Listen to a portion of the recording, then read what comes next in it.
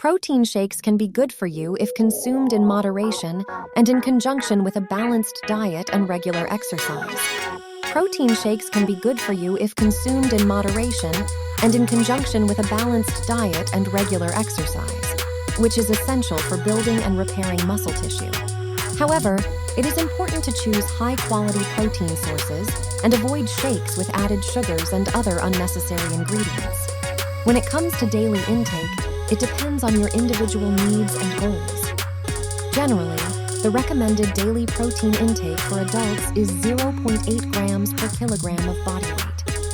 For those who engage in regular physical activity or are trying to build muscle mass, it may be beneficial to consume slightly more protein, up to 1.7 grams per kilogram of body weight.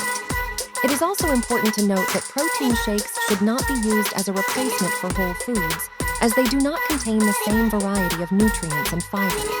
It is best to use protein shakes as a supplement to a balanced diet and an active lifestyle.